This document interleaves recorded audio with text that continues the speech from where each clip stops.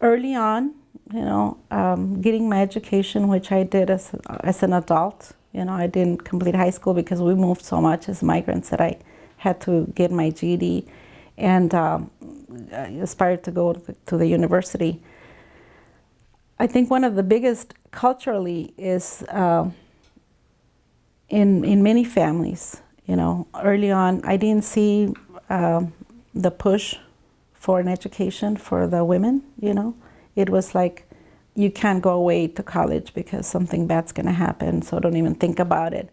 Why are you going to get an education? You're going to just get it to support a man. If you do the right things, like behave and learn how to cook and, be a good woman, you'll get a good man and he'll support you so you don't have to work. Culturally, I think those are some of the barriers that our young women are still facing today, where it's not ingrained in them that they can be lawyers, that they can be the next president, that they can, do many things. You still find it today, happening today. So I think that's one thing.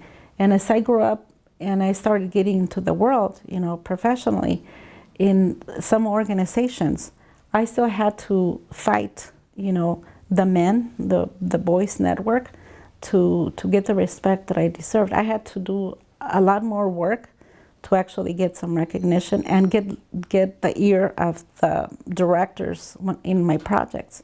And way back then, sexual harassment was not even seen as sexual harassment. But I remember, making some reports and not getting anything, other than, oh yeah, we're gonna talk to him, and a little slap in the hand early on in my career.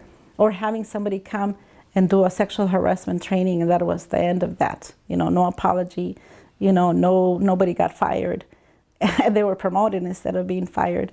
So, those working in a men's world, was, as an adult in a professional world, I think that was one of the things that I battled with, And again, from the women's side, it's like seeing me as, sometimes even seen as, is she a lesbian? Why is she so, upfront, and why is she so radical, and why is she doing all these things, Not seeing me as sometimes as a model, but someone that's, people didn't want to be associated with, because I would speak on TV about things that I didn't like, or, do an interview to the media of things that I didn't like. And it was like moving, the status quo a little bit.